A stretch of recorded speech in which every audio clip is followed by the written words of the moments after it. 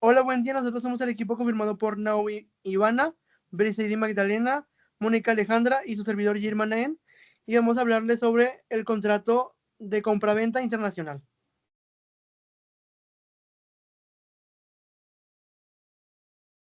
Bueno, pues las empresas que nosotros elegimos fue la King Arthur Baking Company, que es una empresa estadounidense que se especializa en la producción de venta de harina e ingredientes para hornear, libros de cocina, productos horneados, entre otros. Esta es fundada en 1790 en Boston, Massachusetts, y es reconocida como la compañía de harina más antigua en Estados Unidos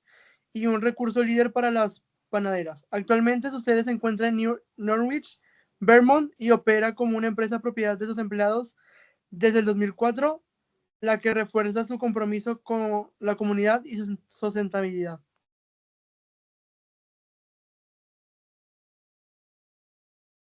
Y bueno, la otra empresa es Yani Postres, que es una microempresa dedicada a la creación de deliciosos postres y pasteles, que esta es fundada en 2020 en el municipio de Cadereyta, Jiménez. Esta está especializada en la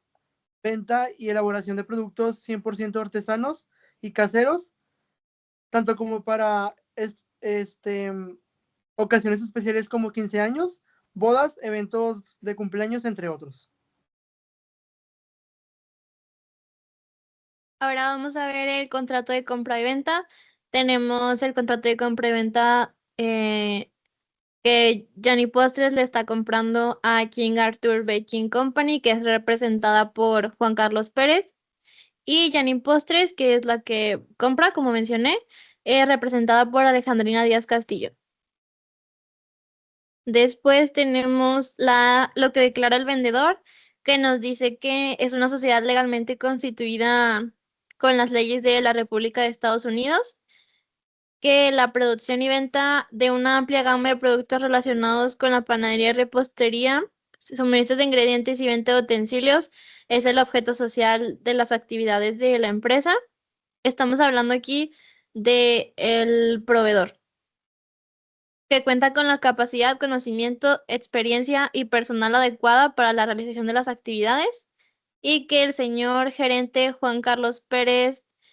es el representante de esta compañía, que tiene domicilio en el 58 Building Farm Road, White River, en Vermont, Estados Unidos.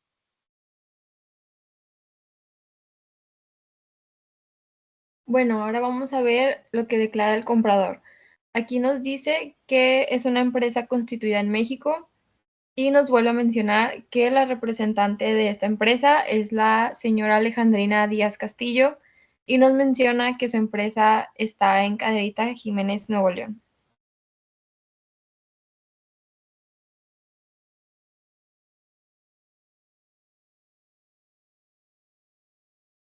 Luego vamos a ver lo que es el objeto del contrato, que en este caso son 15 bolsas de chips de chocolate semiamargo,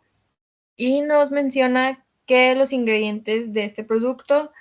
se conforman por el azúcar, manteca de cacao,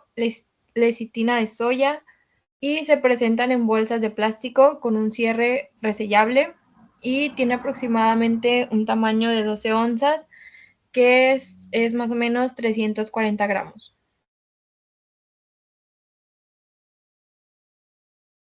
En cuanto al precio, tenemos que el precio de los productos objeto de este contrato que el comprador se compromete a pagar será la cantidad de $67.50,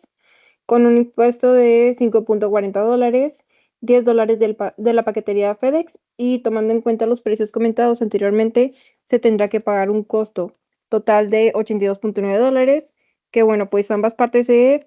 comprometen a renegociar el precio antes pactado cuando éste sea afectado por variaciones en el mercado internacional o por condiciones económicas, políticas y sociales extremas en el país de origen o en el de destino, en perjuicio de las partes. La parte afectada por las variaciones deberá notificar a la parte por escrito, especificando las razones y las evidencias que justifiquen la necesidad de reconocer el precio. Ahora bien, en cuanto a la forma de pago, tenemos que el comprador se obliga a pagar al vendedor el precio pactado en la cláusula anterior mediante la carta de crédito irrevocable, que contraentrega de los siguientes documentos, los cuales son la factura comercial, carta de crédito irrevocable, pedimento de importación, lista de empaque, documentos de transporte, certificados sanitarios, certificados de peso o volumen, además de de las regulaciones y restricciones no arancelarias. Y pues, en cuanto a la conformidad con lo pactado en el parágrafo anterior, el comprador se compromete a realizar las gestiones correspondientes con la finalidad de que se realicen los trámites necesarios para su cancelación en las condiciones señaladas.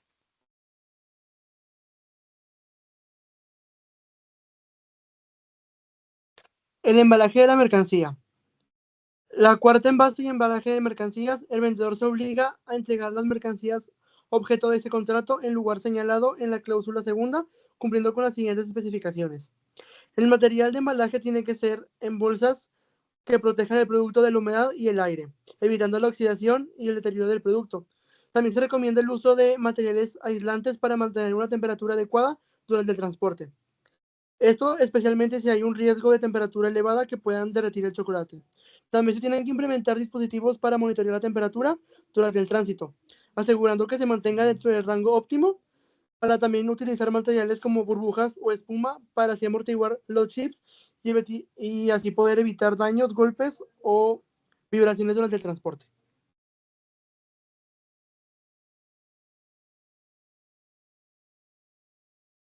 En la fecha de entrega,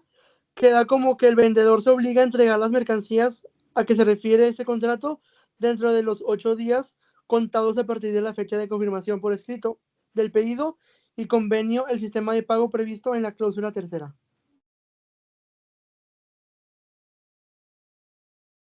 Ahora tenemos la 11ª a 14ª. En la 11ª sesión de Derecho y Obligaciones tenemos que ninguna de las partes podrá ceder o transferir total o parcialmente los derechos ni las obligaciones derivados de este contrato, salvo si lo acuerdan previamente por escrito. La 12ª es el límite de la responsabilidad contractual, en el que ambas partes aceptan que no será imputable a ninguna de ellas la responsabilidad derivada de caso fortuito o fuerza mayor, y convienen en suspender los derechos y obligaciones establecidos en el presente contrato, los cuales podrán reanudarse de común acuerdo en el momento en que desaparezca el motivo de la suspensión, siempre y cuando se trate de los casos previstos en esta cláusula. La 13ª nos dice que es de la legislación aplicable. Dice que en todo convenio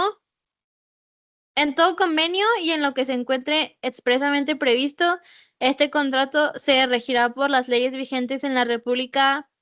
particularmente lo dispuesto en la Convención de Naciones Unidas sobre los contratos de compraventa internacional de mercadería, y en su defecto por los usos y prácticas comerciales reconocidas por estas. La 14ª, que es el arbitraje, nos dice que para la interpretación, ejecución y cumplimiento de las cláusulas de este contrato y para la solución de cualquier controversia que se derive del mismo, las partes convienen en someterse a la conciliación y arbitraje para el comercio exterior existente en el país de exportación.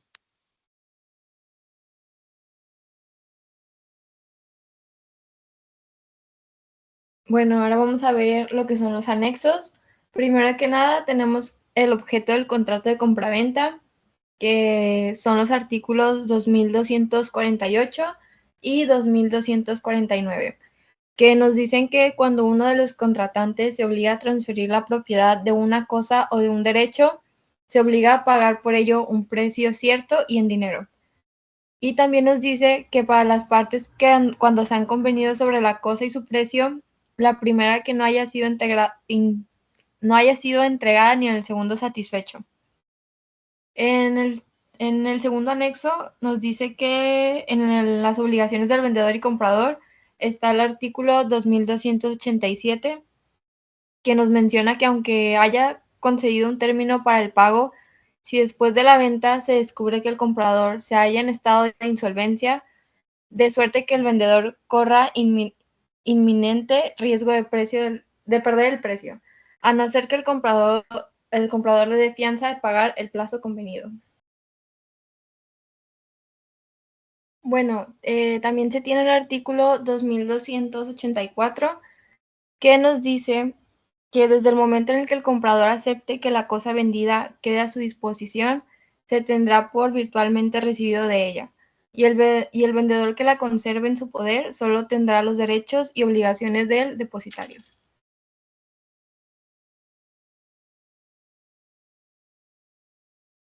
Ahora bien, en cuanto al incumplimiento de las obligaciones, tenemos al artículo 1949, el cual establece la facultad de resolver las obligaciones que se entiende implícita en las recíprocas para el caso de que uno de los obligados no cumpliera lo que le incumbe. Y bueno, el perjudicado podrá escoger entre exigir el cumplimiento o la resolución de la obligación con el resarcimiento de daños y perjuicios en ambos casos, y también podrá pedir la resolución aún después de haber optado por el cumplimiento cuando éste resultara imposible. El artículo 1950, bueno, establece la resolución del contrato fundado en falta de pago por parte del adquiriente de la propiedad de bienes inmuebles u otro derecho real sobre los mismos y no surtirá efecto contra tercero de buena fe si no se haya estipulado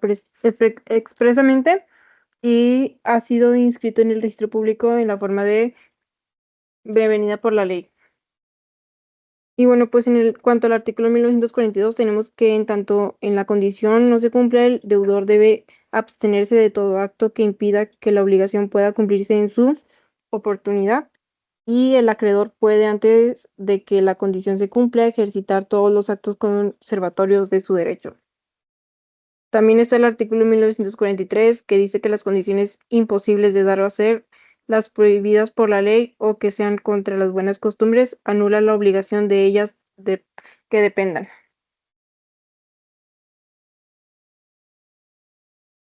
Y ya como conclusión, podemos decir que este proyecto integrador de aprendizaje destaca la importancia de comprender y aplicar los principios de un contrato de compraventa internacional con el propósito de formalizar y proteger los intereses de las partes involucradas en transacciones comerciales entre países. Al detallar aspectos como la renegociación de precios, el embalaje adecuado y los mecanismos de resolución de conflictos, el contrato asegura que las expectativas y obligaciones de ambas partes se cumplan de manera justa y eficiente. Y bueno, pues esto sería todo de nuestra parte. Muchas gracias por su atención. Muchas gracias.